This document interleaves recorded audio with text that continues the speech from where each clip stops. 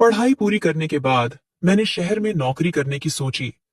जब मैं शहर पहुंचा तो काफी भटकने के बाद मुझे एक दुकान में नौकरी मिली। मैं अपना काम पूरी ईमानदारी से करता था, जिस वजह से मैं कुछ ही दिनों में दुकान के मालिक का चहेता बन गया था। सेठ की उम्र करीब 60 साल थी। एक दिन सेठ जी ने मुझे एक काम से अपने घर भेजा। जब मैं घर पहुंचा तो उनकी जवान और खूबसूरत पत्नी को मैं देखता ही रह गया। बातें करते करते अचानक से उन्होंने मुझे चूमना शुरू कर दिया और फिर मैंने उनकी बंजर जमीन पर बारिश कर दी। और हेलो दोस्तों, आज की इस रोमांचक कहानी में आप सभी का स्वागत है। मेरा नाम रोहित है। मेरे घर में मेरे माता पिता, मुझसे छोटा एक भाई और एक बहन है। पढ़ाई पूरी करने के बाद मैंने शहर में नौकरी करने की सोची। जब मैं शहर पहुंचा तो काफी भटकने के बाद मुझे एक दुकान में नौकरी मिली। मैं अपना काम पूरी ईमानदारी से करता था, जिसके चलते कुछ ही दिनों में मैं उस दुकान के मालिक का चहीता बन गया था। मेरे सेठ की उम्र करीब 60 साल की थी और उनकी कोई औलाद नहीं थी। मैं बहुत ही ईमानदारी से काम करता था और सेठ जी को शिकायत का कोई मौका नहीं देता था। सेठ जी मुझसे बहुत ही खुश रहने लगे थे और वो मुझ पर बहुत भरोसा करते थे। सेठ जी को मुझ पर इतना भरोसा हो गया था कि अब वो अपने खास कामों के लिए भी मुझे ही हर जगह भेजने लगे थे। एक दिन सेठ जी ने मुझे एक ब्रीफ केस दिया और मुझसे बोला कि रोहित, इस ब्रीफ केस को मेरे घर पर दे आओ। और हाँ, आराम से जाना, क्योंकि इस बैग में मेरे पूरे महीने की कमाई है। मैंने कहा, आप चिंता मत कीजिए सेठ जी, मैं इस ब्रीफ केस को सही सलामत आपके घर तक पहुंचा दूंगा। और इतना कहकर मैं उनके घर के लिए निकल पड़ा। जब मैं सेठ जी के घर पहुंचा और मैंने डोरबेल बजाई तो कुछ देर बाद दरवाजा खुला। जिसने दरवाजा खोला था उसे देखकर मैं हैरान रह गया। मैं अपने आने की वजह ही भूल गया। मैं उसे ही देखता रह गया। वह सुंदर सी औरत नींद में से उठकर आई थी। उसकी आंखों में नींद की खुमारी थी और वो बहुत ही मदहोश सी लग रही थी। उसका साड़ी का पल्लू नीचे गिरा हुआ था और उसके ब्लाउज में से उसके उभार दिख रहे थे। पल्लू ना होने की वजह से मुझे उसकी नाभि तक दिख रही थी। उसको देखकर मुझे यकीन ही नहीं हो रहा था कि एक औरत इतनी सुंदर भी हो सकती है। उसकी मादकता से भरी नीली आंखें, रस से भरी हुई पतली कमर, गोरा बदन और चिकना सा शरीर मेरे बदन में उत्तेजना पैदा कर रहा था। पर थोड़ी ही देर में मैं संभल गया, मगर आंखों के सामने खुली पड़ी खूबसूरती को देखे बिना कैसे रह सकता था। मैं कुंवारा था। मेरे दिल में गुदगुदी सी पैदा हुई। वह औरत साड़ी का पल्लू कंधे पर डालते हुए बोली, आइए, आप अंदर आ जाइए। इतना कहकर वह पलटकर आगे बढ़ी। वो पीछे से भी वह वाकई खूबसूरत थी। उसकी पूरी पीठ खुली हुई थी और उसकी चाल में मादकता थी, जिसने मुझको और लुभा दिया था। मैं उसको देखकर बिल्कुल खो गया था। मैं बहुत मुश्किल से आकर सोफे पर बैठ गया। मेरा गला सूखा जा रहा था।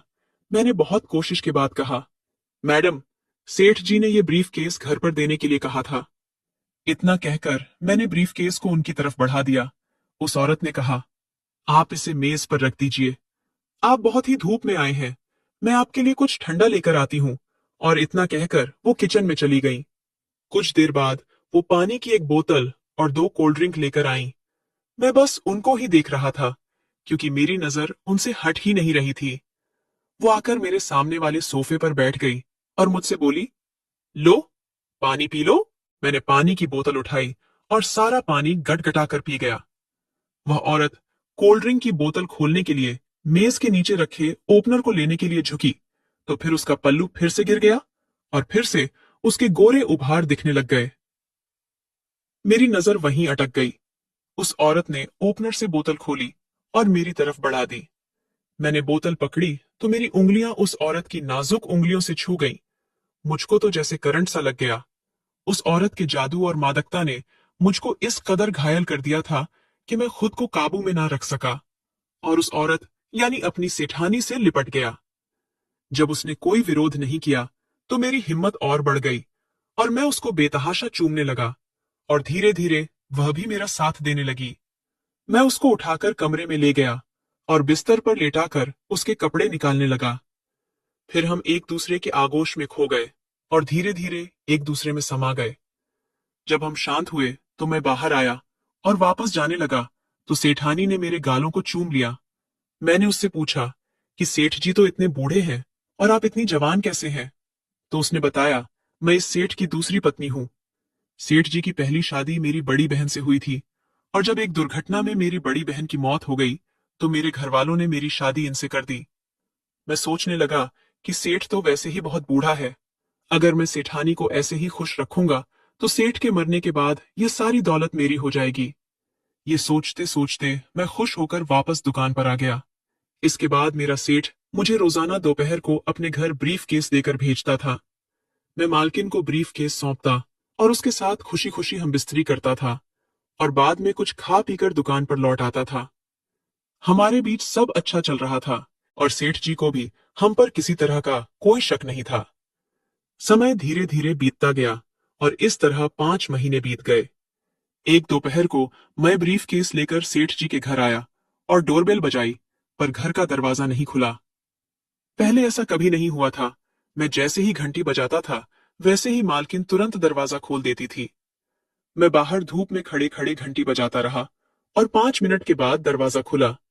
पर जैसे ही दरवाजा खुला, सामने का नजारा देखकर मैं हैरान रह गया।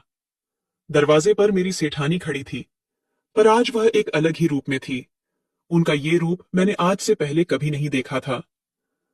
उनका ये रूप देखकर मैं दंग रह गया था।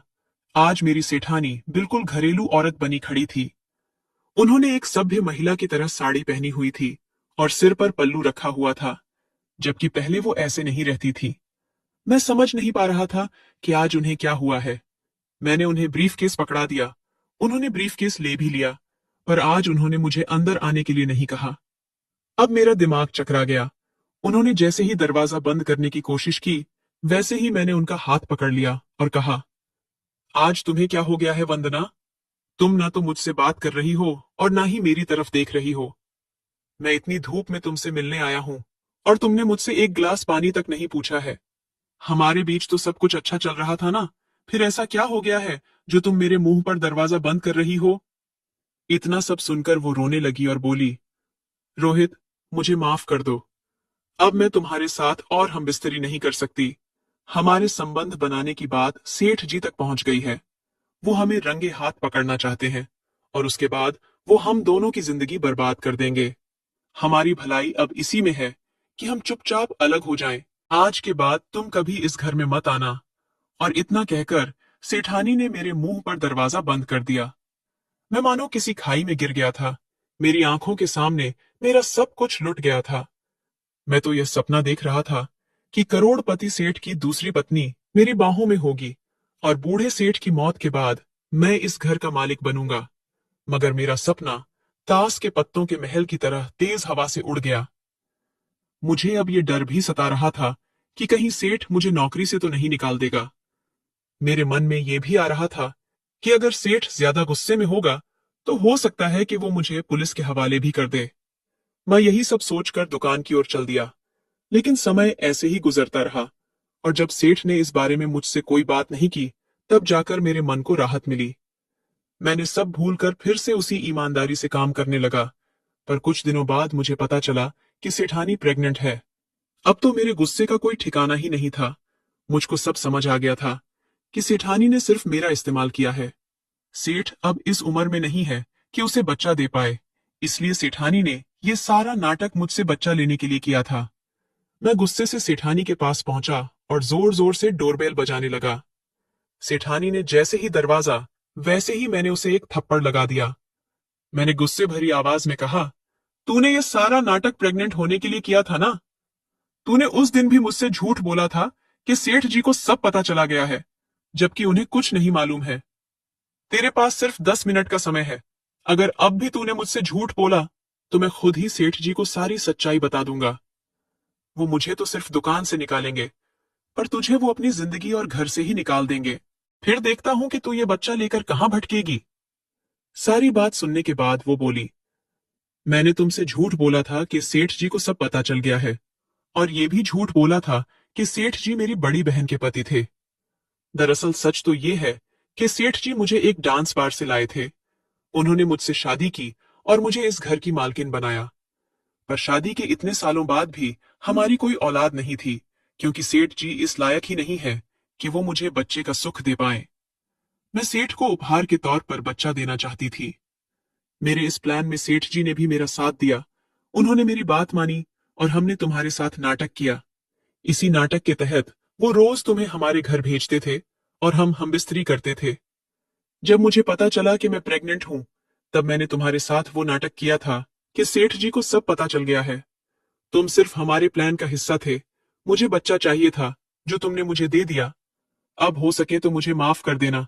तुम एक अच्छे इंसान हो, इसलिए सेठ जी तुम पर भरोसा करके तुमको हमारे घर भेजते थे। इसके बाद सेठानी ने एक हाथ अपने बढ़ते पेट पर फेरा और दूसरे हाथ से वह अपने आंसू पोंछने लगी। मैं भी निराश होकर भारी कदमों से वापस दुकान की ओर चल पड़ा। कमेंट करके जरूर बताइएगा कि आपको ये कहानी कैसी लगी। अगर आपको ये कहानी पसंद आई हो तो इसे लाइक करें और अपने दोस्तों के साथ भी शेयर करें। आगे भी ऐसी रोमांचक कहानियों के लिए हमारे चैनल को सब्सक्राइब करें और बेल आइकन दबाना ना भूलें।